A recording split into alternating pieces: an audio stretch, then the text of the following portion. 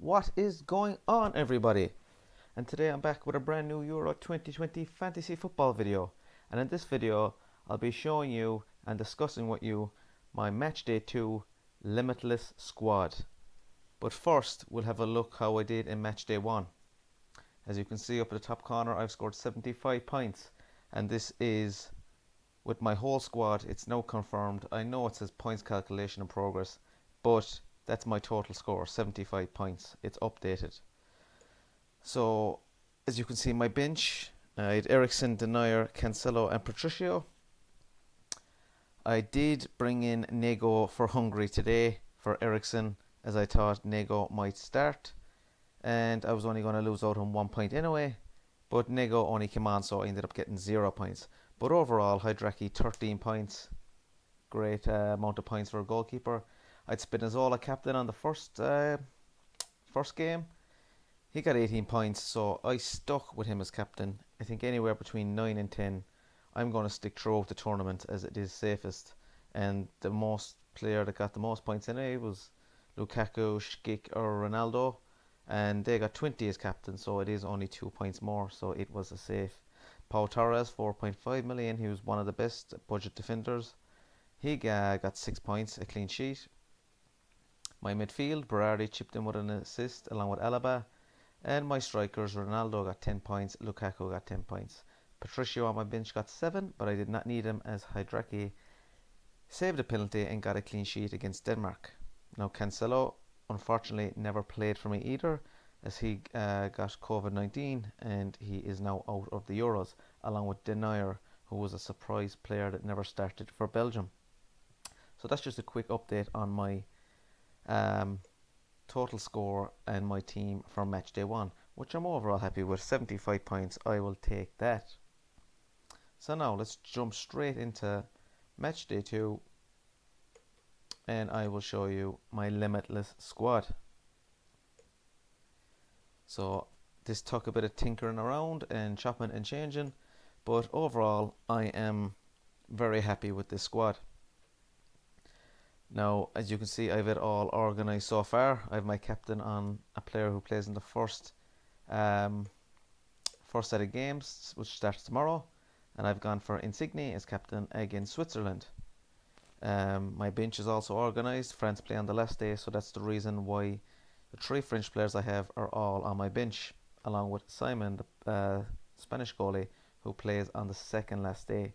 So make sure your subs are in order to the games and make sure you have your captain playing on the first day. Now, personally, I have a captain for every day picked out, which is the best option as you can maximize your points this way. So let's start off with my squad. Of course, in goals, I've Donnarumma. Italy plays Switzerland. Now, Italy are expected to keep a clean sheet here once again. They're very solid defensively and rarely concede goals. Moving on to my defence, Spinazzola. What can I say? Amazing in Italy's first game against Turkey. They won 3-0. He was bombing up and down that left flank all day long, cutting in on his right foot, shooting, crossing, whipping balls in, and he chipped in with an assist. He is a must-have in your limitless squad. Of course, he is 5.5 million. He's selected by 11% of teams now, so still relatively low ownership, and I think he is a great pick. Moving on to my second player, I've gone with Meunier for Belgium. Now he's selected by 15% of teams, and he got a 15-point haul in his first game against Russia. Now he did only come off the bench, and that was because Castagna for Belgium went off injured, and he is now out of the Euros through injury. So Meunier is nailed on. He came on and he chipped in with a goal and an assist. So he is also very attacking. Plays on the right wing for Belgium, and he's a must-have. Now my next pick is Zinchenko, selected by 9% of teams, and Ukraine play North Macedonia in match day 2. Now North Macedonia are one of the weakest teams and in Euro 22, and Ukraine are expected to beat them, and I expect them to keep a clean sheet.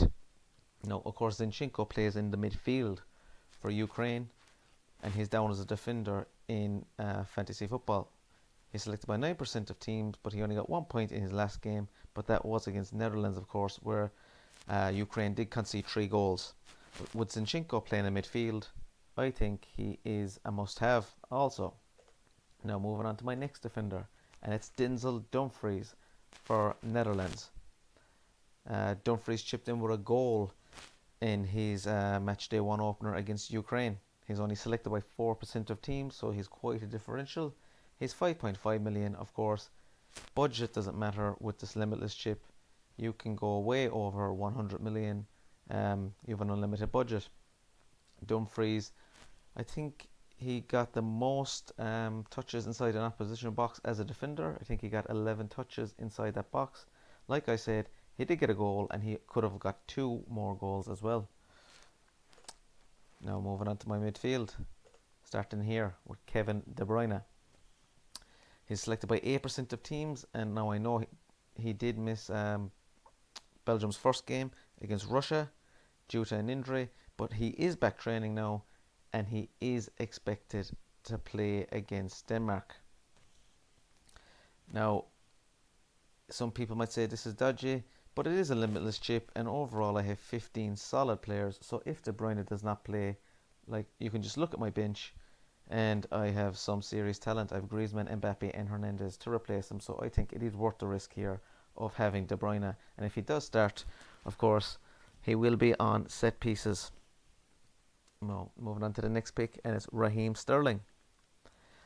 Now, he's only selected by 3% of teams. Some people might say he's in competition with Jack Grealish. Now, Jack Grealish did not train with England today. With Raheem Sterling scoring England's only goal in their last game, I think he is nailed down to start again, and I think he will get in behind against Scotland and get some returns once again. Moving on to the next player, it's Gareth Bale. Of course, he did blank in their opening game against Switzerland, but Wales did have chances in that game. And with Wales playing Turkey in matchday 2, who looked very poor against Italy, I think there will be chances for Bale in this game, and he's only selected by 5% of teams, so I am going with a differential once again. Now my next player is Yarmolenko for Ukraine. Now he scored in his first game against Netherlands. He is the Ukraine penalty taker. His 3 goals in his last 3 starts for Ukraine. He's only selected by 2% of teams, so once again a differential in my limitless squad, but I think he is a great pick. And my final midfielder, of course, is Insigne. Like I said, he's going to be my captain for the first day. He scored against Turkey. He's in great form. He's 2 goals and 1 assist in his last 2 games for Italy. With Switzerland up next, I think we will see Italy scoring a lot more goals, and Insigne will definitely be involved. And moving on to my only striker in my starting squad, it's Lukaku. Selected by 52% of teams. I think he's the most selected player in the game right now. Of course, he did get 2 goals in the opening game against Russia, and he is just a must-have at the moment. What can I say? They're playing Denmark in their next game. You can be expecting him to score another goal, maybe 2. If Hazard does not start, Lukaku will also be on penalties, so he is a must-have, and I will be keeping him throughout the tournament. Moving on to my bench, I went with Simon as my sub-goalie for Spain. Of course, Spain are fairly solid defensively, and they're up against a Polish side who looked very poor attacking-wise against Slovakia, which Slovakia did beat them 2-1. So I expect Spain to keep a clean sheet, and he will be here as safety. I do expect Donnarumma to keep a clean sheet, but if he does not, I will be putting in Simon. Now my next 3 players are all French: Griezmann, Mbappe and Hernandez. Of course, France play Hungary, so I am going quite aggressive and attacking. All attacking players. You have Griezmann and Mbappe down as forwards in the game.